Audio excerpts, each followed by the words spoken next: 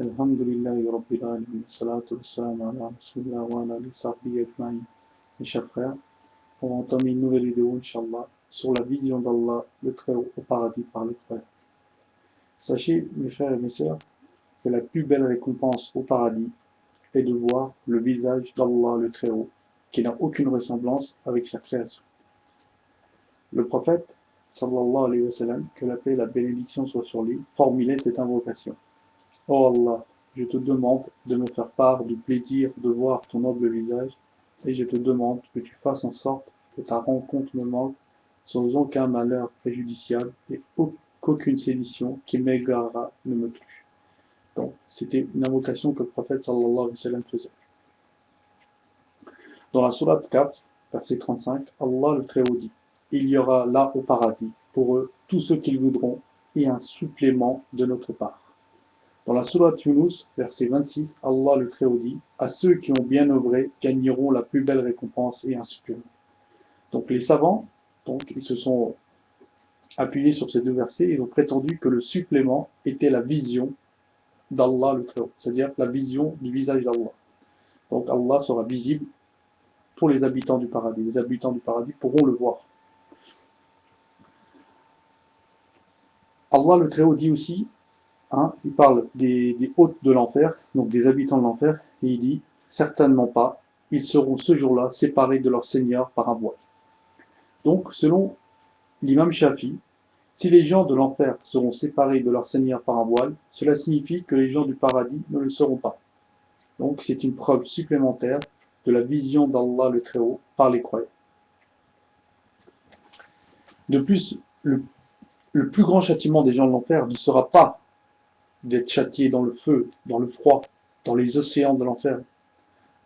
Ne sera pas les aliments de l'enfer, comme le zarqum, le rassaf, l'eau purulente, d'être jetés dans les fossés, ou de voir les gardiens de l'enfer, qui auront un visage bien entendu très effrayant, ou d'être mordus par les scorpions et les serpents.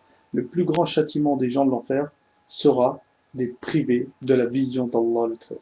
Car le remords là-bas sera le plus grand des châtiments. Malgré tous ces versets que j'ai cités auparavant, un groupe de personnes, une secte qui se nomme les Mu'tazila, prétendent, refusent de croire qu'Allah le Très-Haut sera vu dans l'au-delà. Donc pour cela, eux, ils vont se baser sur un verset du Coran qui dit, donc Allah subhanahu wa ta'ala dit: les regards ne peuvent l'atteindre, cependant il saisit tous les regards et il est le doux, le parfaitement connaisseur. Donc les Mu'tazila, donc ces textes s'appuient sur ce verset pour justifier le fait qu'Allah le Très-Haut ne sera pas vu dans l'au-delà. Donc là, encore une fois, il faut qu'on fasse attention aux mauvaises interprétations. Car nous verrons par la suite ce que signifie ce verset. Donc ça ne veut pas dire qu'Allah ne sera pas vu. Il n'est pas possible de le voir dans ce bas monde, mais il sera vu dans l'au-delà, Inch'Allah. De plus, l'histoire de Moussa alayhi salam est un argument qui vient compléter leur thèse. Donc les Mu'tazila s'appuient aussi sur l'histoire de Moussa alayhi salam pour dire qu'Allah subhanahu wa ta'ala ne sera pas vu ni dans ce bas monde, ni dans l'au-delà. Parce que si on se rappelle de l'histoire de Moussa alayhi salam, quand il parlait avec Allah, il a demandé: Ya Rabbi, fais-toi voir à moi. Et Allah subhanahu wa ta'ala, il a répondu: tu ne me verras pas.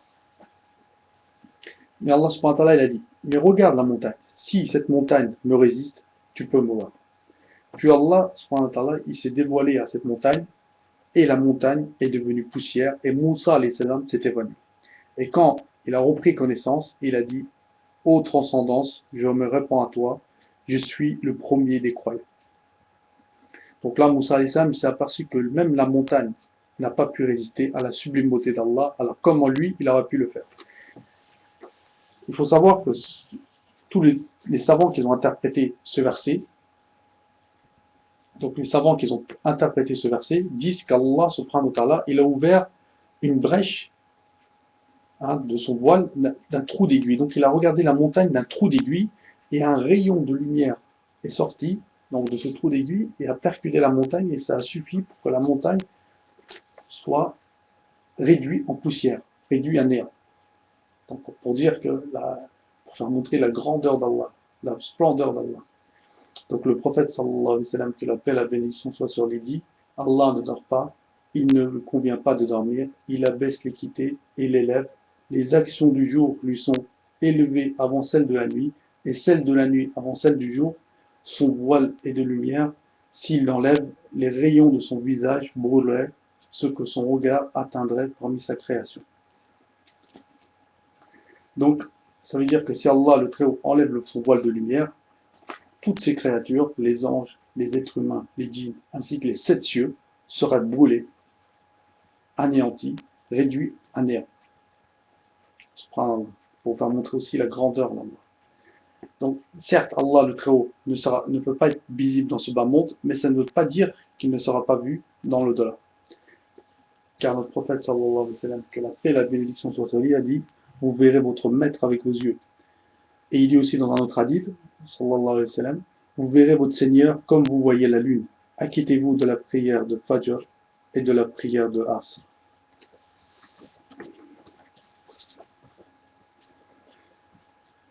Donc, ces hadiths prouvent que Allah le Très-Haut sera vu dans l'au-delà.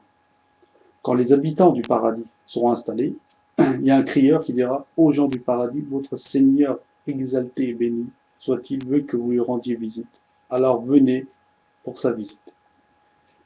Et ils vont tous se lever pour se diriger dans l'endroit où Allah subhanahu wa ta'ala les invitera. Donc ils utiliseront leur monture pour voyager.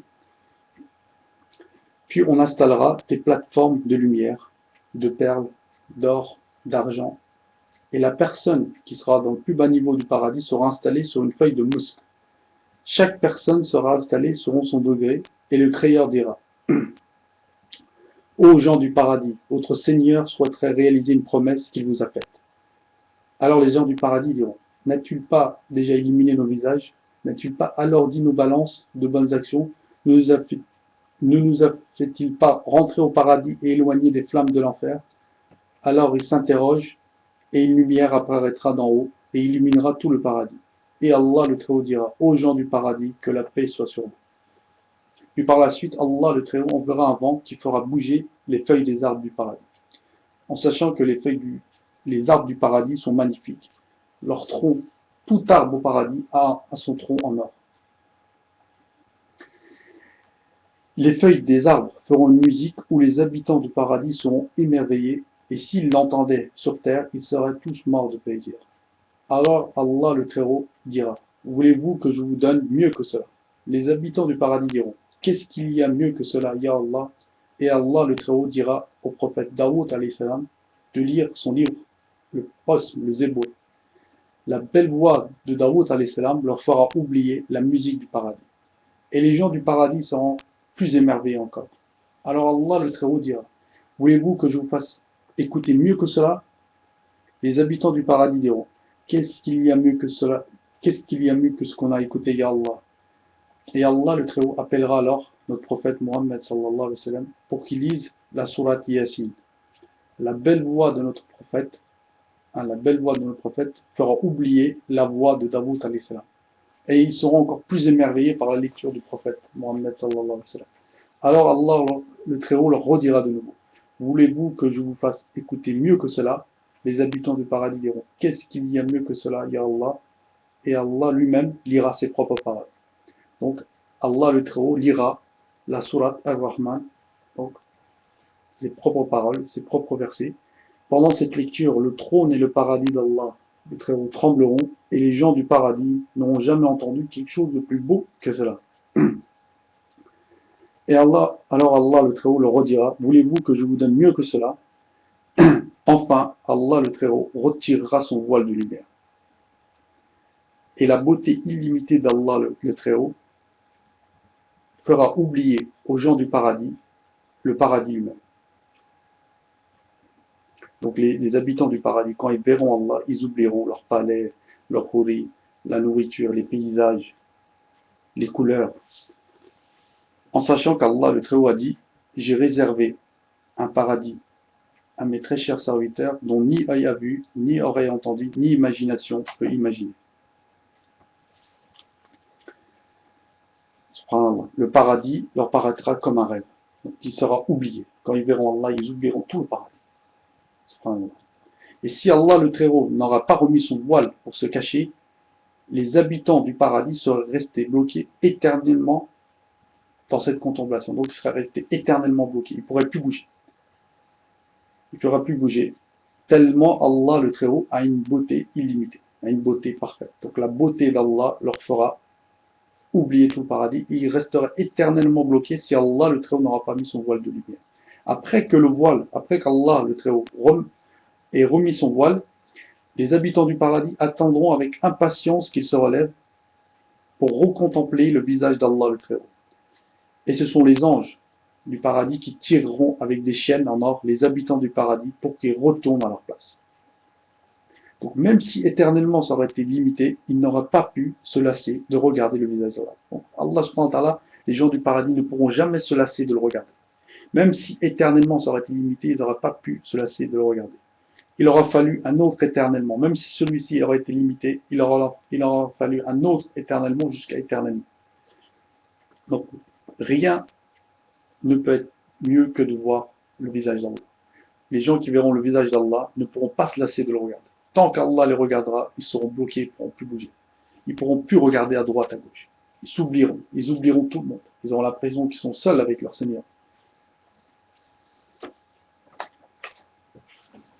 Et les habitants du paradis verront Allah le Très-Haut hors du temps et de l'espace. Donc dans une dimension que l'on ne peut pas expliquer.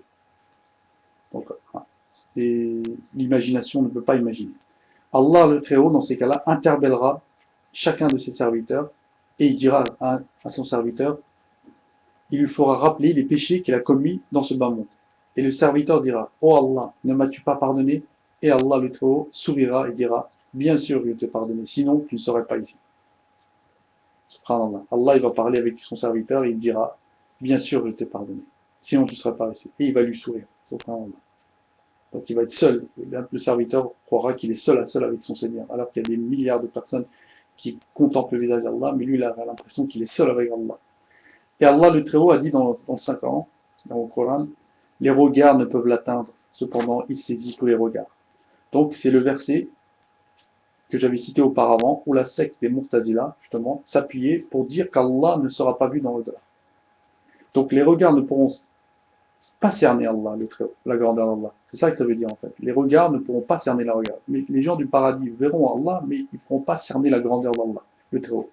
Donc les gens du paradis ne pourront pas le voir dans son intégralité, car Allah, le Très-Haut, est immense, les 6 directions ne l'entourent pas. Certes, nous voyons la lune, mais nos regards n'atteignent pas la lune, parce que nous, on ne voit pas les montagnes, les cratères de la lune. D'où l'on est, là, sur Terre, on ne voit pas les montagnes et les cratères. Donc notre vision n'atteint pas la lune. De la même façon, Allah sera vu. Comment? Nous ne savons pas. Les gens le verront, mais les regards ne pourront pas l'atteindre. Donc on ne pourra pas le voir dans son intégralité. On ne pourra pas savoir exactement comment il est. Personne, même dans l'au-delà, ne saura comment il est exactement. Parce que même dans l'au-delà, Allah subhanahu wa ta'ala sera un mystère. Sera un mystère. Ça sera quelque chose d'incompréhensible. Personne ne pourra le comprendre. Personne ne pourra l'expliquer. Personne, même en ayant vu, dira, voilà, j'ai vu, il est comme ça, comme ça. Personne ne pourra l'expliquer. C'est comme par exemple une personne, un aveugle, il y a un enfant qui est né aveugle. Donc, quand l'enfant est né aveugle, voilà, si vous lui donnez un crayon, avec le toucher, il peut savoir plus ou moins quelle est sa forme.